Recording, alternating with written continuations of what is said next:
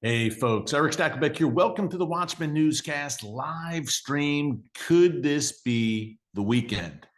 We've been saying that for about the past 7 weeks, right? When will the U.S. and quite possibly with Israel alongside it strike Iran, in particular the Iranian regime, the world's #1 state sponsor of terrorism? It's been building and building now for a month and a half, and many believe the moment of reckoning is just about here as a third round of talks between the U.S. and the regime, mostly indirect talks, but nonetheless, yesterday did not go smoothly, needless to say, because Iran refuses. I mean, folks, to me, there's nothing left to discuss. There really wasn't anything to discuss months ago, even before Operation Midnight Hammer destroyed Iran's nuclear facilities and Operation Rising Lion took a chunk out of the regime, courtesy of Israel and the U.S. working together. But now, certainly, when Iran is refusing to budge on President Trump's three key red lines, really four, I should say. Number one, renounce your nuclear program, give it up entirely. Number two, the ballistic missiles, it's got to stop, especially the intercontinental ballistic missiles you're building that could reach the United States. Number three, cease and desist from supporting terror groups like Hamas, Hezbollah, the Houthis, Shia militias in the region. And number four, stop slaughtering your own people in the streets. Well, Iran's answer to all of these ultimatums from President Trump has been, no, we're not going to do that. But these are positive talks, and let's continue the conversation next week with another round of talks. Then maybe after that, we'll have another round of talks, and then we'll talk about having more talks. That's how it's gone, folks. Here's the deal. Iran seems to think, I don't know why they still think this at this point, that in dealing with Donald Trump and his team, it's just like dealing with previous U.S. administrations. It's like dealing with Obama or Biden. I don't know why Iran would still think that after Trump's first term, in which he, eliminated Qasem Soleimani, the second most powerful man in the regime, the terror master, designated Iran's Revolutionary Guards Corps as a terror organization, pulled out of that disastrous Obama-Iran nuclear deal, destroyed ISIS, eliminated al-Baghdadi.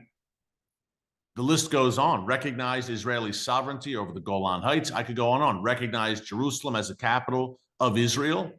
Moved the embassy there. So why Iran still thinks that Trump is bluffing? Look at what he did last month with Maduro in Venezuela. Yet Iran, look at obviously, which I mentioned earlier, Operation Midnight Hammer. Hello, he destroyed Iran's nuclear facilities. All that said, why do they still think they're playing with a chump in Donald Trump? I don't get it. I think it's two things. Well, no, it's one thing, really.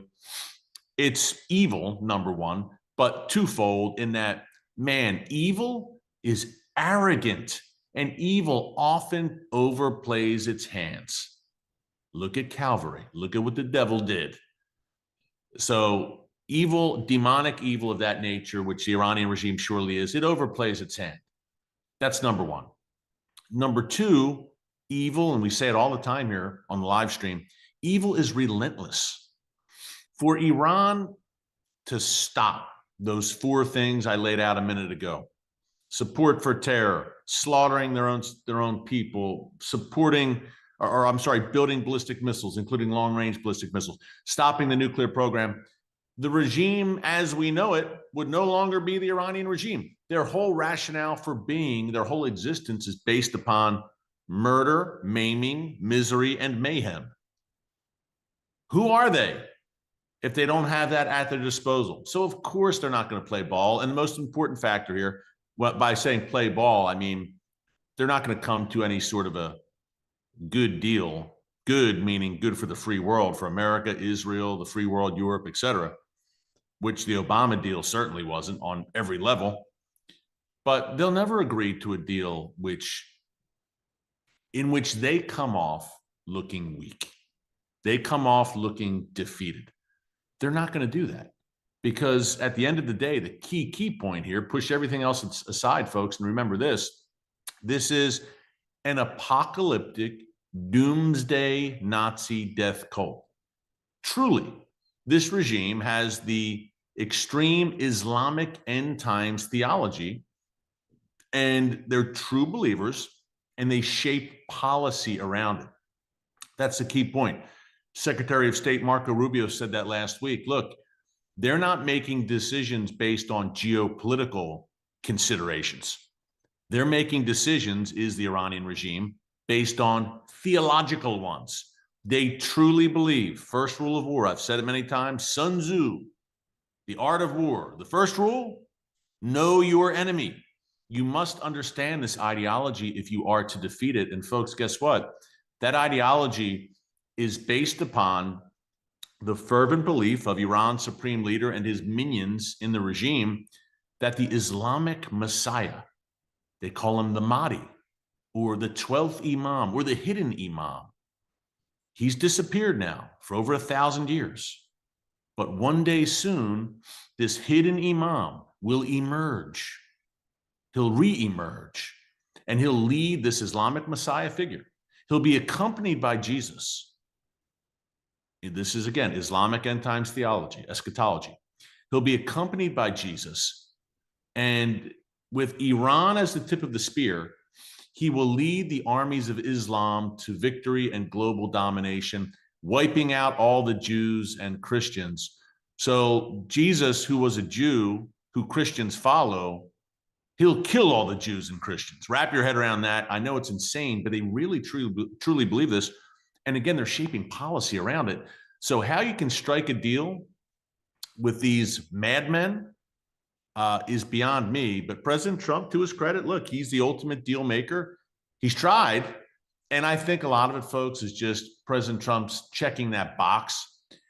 And when the inevitable military assault on Iran's regime comes, he could say, look, I tried. I mean, I bent over backwards to try and salvage something here and come to an agreement with the Iranian regime, but they just weren't willing.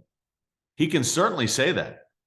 And look, Trump has proven, and again, you marvel at Iran's leadership. They literally have a death wish. But of course, they think they'll be with Allah and 72 virgins and all the rest. They'll go out in a blaze of glory, martyrdom. We'll talk about that more in a minute. But Trump clearly, back in the spring of 2025, was a man of his word. He gave Iran 60 days to agree to a nuclear deal back then.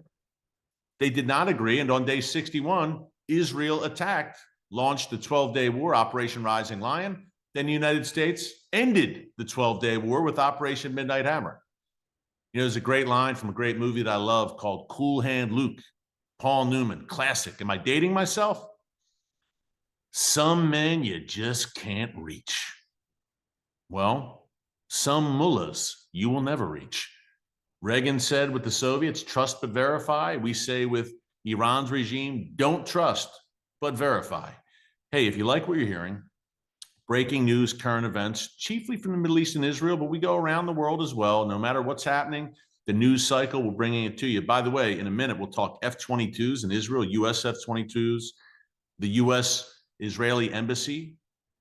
I don't want to say evacuating, but staffers leaving. A lot going on, folks, as things are, there's smoke, there could soon be fire. So we've got a lot to discuss. But if you like all this, and from an unapologetically biblical perspective, and we'll get into the prophetic today as well, we're going to talk about Jeremiah 49, its implications and all this.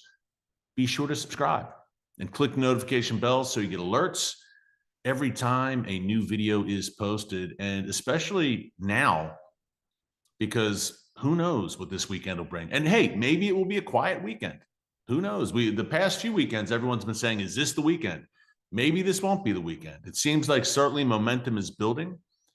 After President Trump's State of the Union, especially, which I unpacked on Wednesday. If you miss any of our videos, as you're subscribing, make sure to check them out in our archives or under videos, under Newscast. They're all right there, anything you missed. We've got a treasure trove of content here for you. But it seems that everything is aligning in that direction. And if it does happen this weekend, again, it may not happen at all. Maybe there will be a deal. I find it highly unlikely, but anything can happen in 2026 in this day and age, especially in the Middle East, the world's most unpredictable and volatile region. But you'll want to get those notifications because I am going live perhaps multiple times throughout the day, bringing you updates about what's happening and what it means for you, no matter where you live. So you want to subscribe and click the notification bell. Let's unpack this a bit more, where we're at, the state of play right now. Okay. You see the title of this live stream, Unprecedented.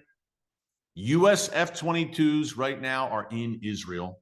Here's a little bit more from Fox News, just reading this straight from my phone.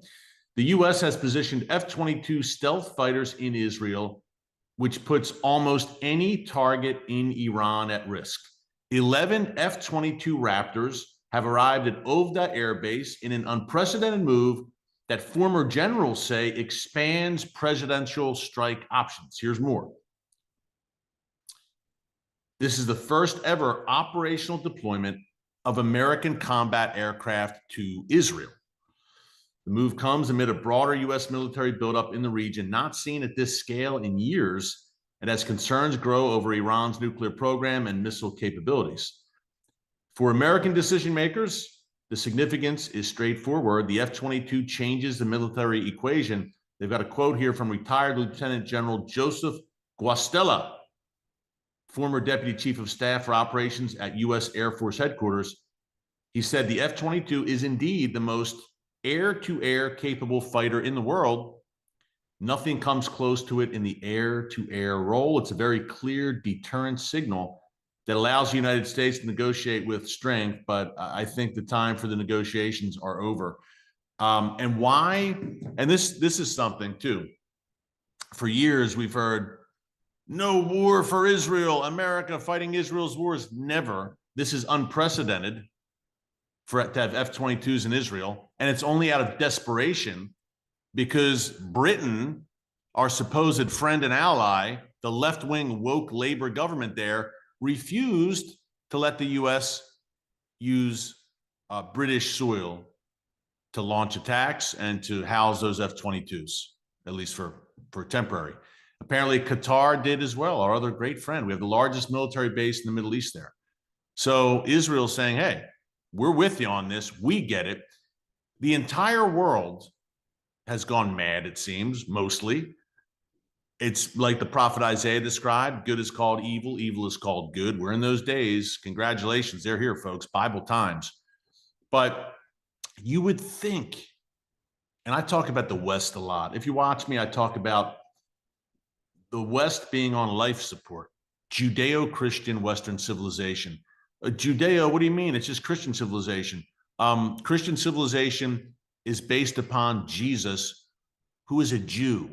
So Judeo indeed, Judeo-Christian Western civilization, which was born with a Jew named Moses on Mount Sinai 3,500 years ago, then cultivated by a bunch of Jews in the land of Israel, which you read about in your Bible, which is essentially a history of the Jewish people up until the time of Jesus. And then it came to the West. And then it went out from the West. The gospel launched from places like London and France and Germany for centuries, and the United States. That's kind of the timetable there. So yes, Judeo-Christian civilization.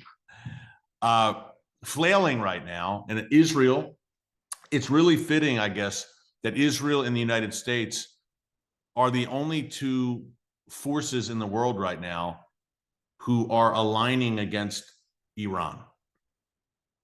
You would think, because look, Israel is the first line of defense for Western civilization. This tiny nation the size of the state of New Jersey, smack dab in the middle of the belly of the beast, fighting the barbarians so they don't come here where I'm sitting in the United States or in your backyard, wherever you live, particularly in the West. But then you have the United States, you have the first line, Israel, then you have the United States, the last line, under Donald Trump in particular. Under Kamala Harris or Gavin Newsom, I don't think I could say that. They'd lump us right in with Europe, and we would have been into a spiral of oblivion if we did not get this reprieve from God Almighty and get Trump back in office. And I hope this window lasts for many years, but I'm not so sure. Beyond 2028, we shall see. But now that we have this reprieve, we have an opportunity to work in the light. We must take advantage of it. First line Israel, last line America. Said it many times, I'll say it again. If the lights go out on America, the lights go out on the West. You might say, wow, that's a really strong statement. Oh, have you seen what's happening in the UK? Where just last night, The Green Party, which is led by communists and Islamists who shout Allahu Akbar, they just won a very crucial election in the city of Manchester in England. And now the Green Party will have a member of parliament. If you've seen this blonde, I think her last name is Spencer. Is it Heather Spencer? Dancing around. You should see the videos. Go on X, go on social media. The videos of her dancing around the streets to a pro-Palestine song alongside Muslim women wearing hijabs. That's where they're at in the UK, folks, which was really the pinnacle of Western civilization for centuries.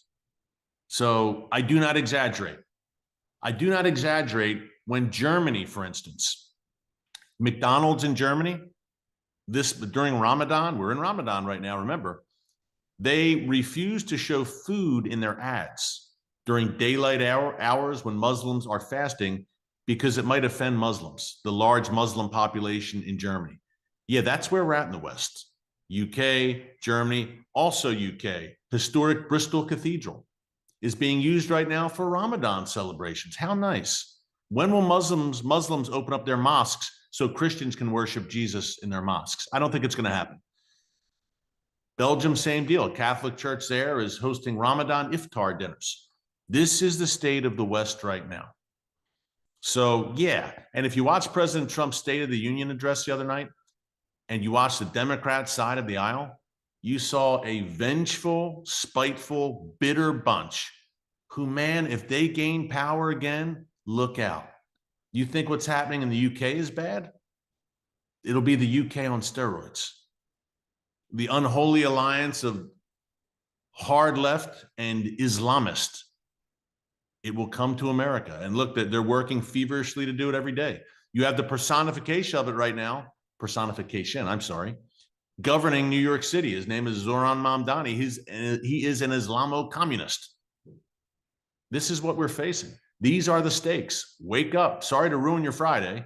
I'm not trying to do that. I'm trying to alert you and inform you and be a watchman on the wall. That's why this is called the Watchman Newscast, the Watchman live stream.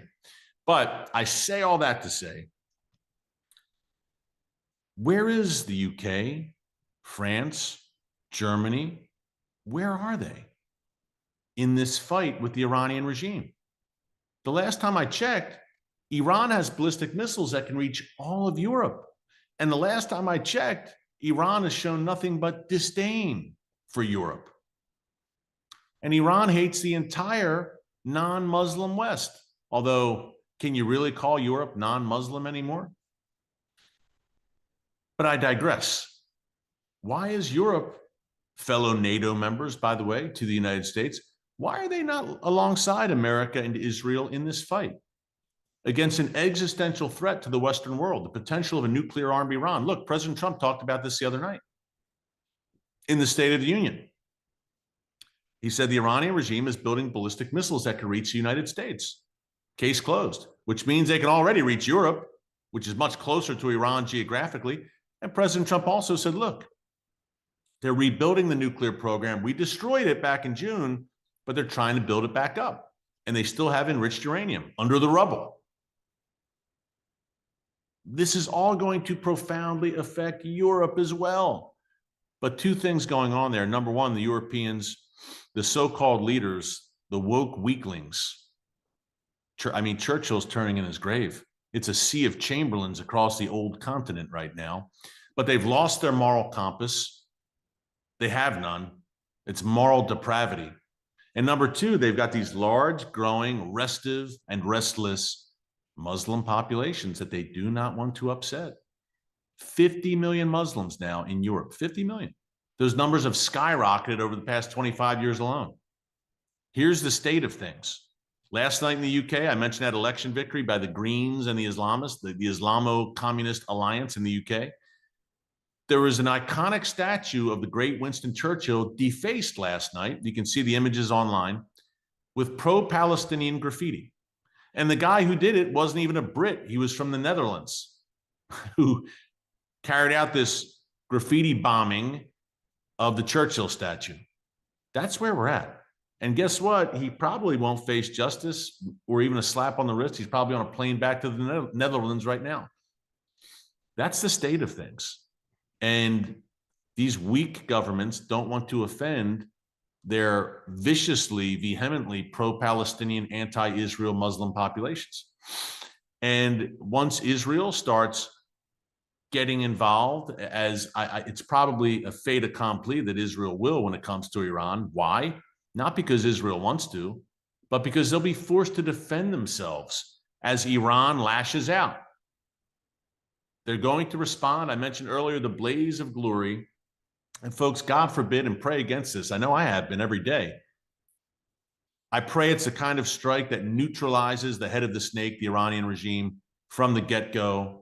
Just as we saw with Hezbollah in late 2024, Israel neutralized Hezbollah, and the Great Northern War we talked so much about was almost anticlimactic. It reminded me of the Six-Day War, I should say, as well in 1967, where the Egyptian Air Force was destroyed on the ground before the war even really started. Praying for that in Iran. This regime doesn't have the opportunity to strike back in any kind of meaningful way.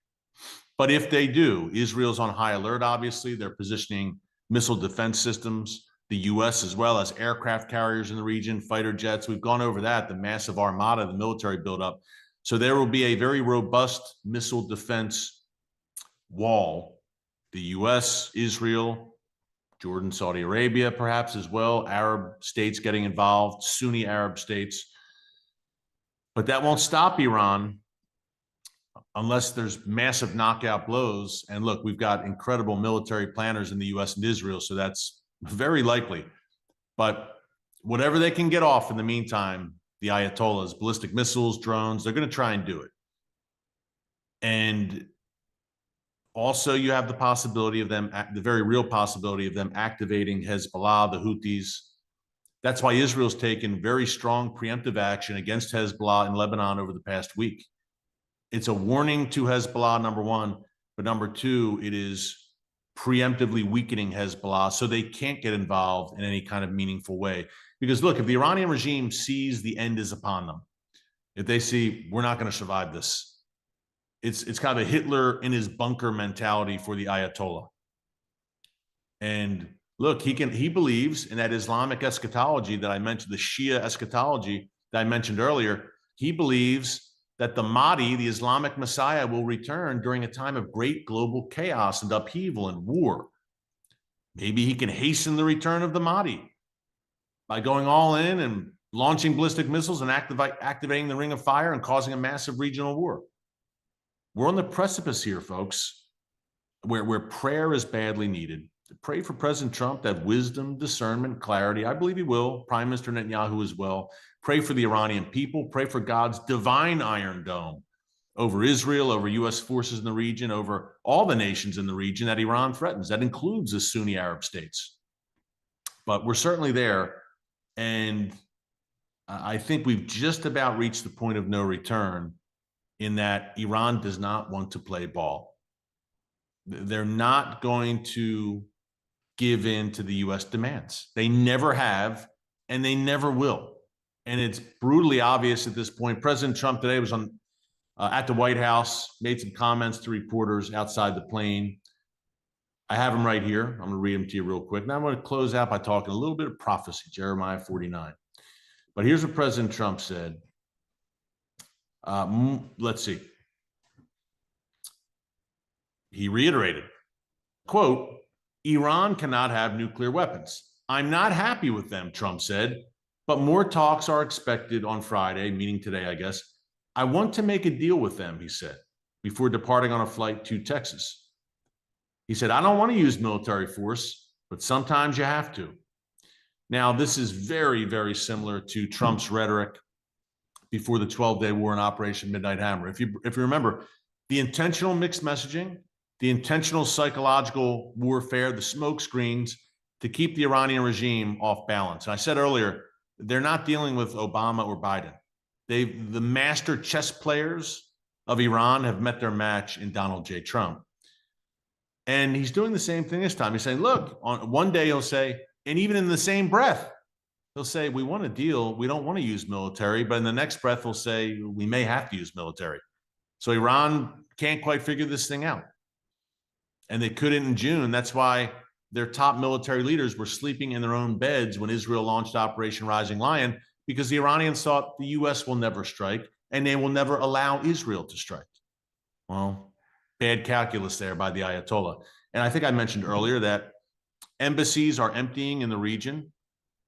Nations are recalling their not recalling their ambassadors, but recalling staff, etc., from their various diplomatic missions and embassies in places like Iran and in Israel, including Ambassador Huckabee, our good friend today, told non-essential staff at the U.S. Embassy in Jerusalem, look, if you're going to leave, leave today, leave now. So things are pretty much at the point of no return, as I said a minute ago. But what's the prophetic implication of this? Oops, sorry about that. We talk a bunch about Ezekiel and Persia, and look, modern day Iran, that's ancient Persia. They are indeed named in Ezekiel 38 and 39. No matter what happens here, that has not happened yet, that war of Gog and Magog that Ezekiel describes. So it seems in some form or fashion, Persia, modern day Iran, will eventually still be involved in that latter days confederation that comes against Israel, and which, by the way, loses badly. Spoiler alert, when God Almighty directly intervenes. But Jeremiah 49, Elam is kind of southwest Iran, where their Bushehr nuclear reactor is located, right off the coast of the Persian Gulf, essentially. It's about 1/10 of the territory of Iran. And Jeremiah 49, check it out, folks, as you're checking out Ezekiel, which I mentioned a second ago. Jeremiah predicts in Jeremiah 49 that Elam will be struck at the foremost place of its strength. Could that mean its nuclear facilities? Bushehr, again, is right there. He predicts that Iran will suffer the fate of a broken bow. And upon Elam, Jeremiah says, God says, I will bring the four winds from the four quarters of heaven and will scatter them toward all those winds. And there shall be no nation whither the outcast of Elam shall not come. So it seems like there'll be a dispersion of a chunk of the Iranian people, perhaps, according to what Jeremiah is saying here. I will cause Elam, verse 37, this is Jeremiah 49, verse 37 goes on to say, I will cause Elam to be dismayed before their enemies and before them that seek their life, and I will bring evil upon them, even my fierce anger, saith the Lord, and I will send the sword after them till I have consumed them. Here's the good news. And some Iranian Christian friends of mine have pointed this out many times, and I've pointed out, God's not done with Iran. Will there be judgment upon this wicked, demonic regime eventually, perhaps soon? Yes, indeed, in this life and the next. But remember that Iran, ancient Persia, is a Bible land. Esther, Mordecai, Cyrus, Darius, Ezra, Nehemiah from your Bible. That was all modern day Iran, ancient Persia, biblical land. That's Iran. It's a Bible land. The world's fastest growing church is in Iran right now, largely underground, because they're escaping persecution. They got to go underground to open these churches, but they are there. And this will encourage you. God says, I will set my throne in Elam, which again is roughly southwestern Iran, and will destroy from there the kings and the princes, says the Lord. But it shall come to pass in the latter days that I will bring again the captivity of Elam, saith the Lord. So this regime is living on borrowed time. You look ahead to the Ezekiel invasion, you're saying, man, what comes after this regime? I would argue, I've said this all along, we've talked about Reza Pahlavi, the son of the Shah, perhaps being at least a caretaker for a few years to stabilize the country before it can have elections. But you got to believe that practically anyone other than ISIS is preferable to this current regime, which is arguably the world's most wicked and evil regime. And that's saying something in a world that includes communist China and North Korea. They just did this regime. President Trump gave the number at the State of the Union, 32,000 of their own people. Butchery on an industrial scale over a very compressed amount of time. I've heard reports that maybe more like 80,000, 50,000. We haven't seen butchery like that from a government against its own people since the days of Stalin, Mao, and Pol Pot. The Iranian regime now takes its place alongside Hitler, Stalin, and Mao as history's greatest butchers. They're right there in the top echelon. after what we've seen over the past month and a half. They are right there. So needless to say, it's a demonic death cult, modern day Nazis. They must be utterly destroyed, this regime, or the butchery will continue, and the murder, the mayhem, and the terror in the region and around the world. But needless to say, hence my point, pretty much anything is better than what we have there now. But we shall see, and we may see this weekend. Who knows? We'll keep you posted no matter what happens. Keep it all in prayer, folks. Have a great weekend. We'll be watching all this very closely. Be sure to subscribe, click the notification bell so you don't miss our updates here. Until next time, God bless you. And remember, never hold your peace. Hey everyone, thanks for checking out the Watchman Newscast. Make sure you hit the subscribe button so you never miss an upload, and tap the bell icon so you're notified every time a new video is posted. And don't forget to share your thoughts, insights, and comments below. Thanks for watching. We'll see you back here tomorrow.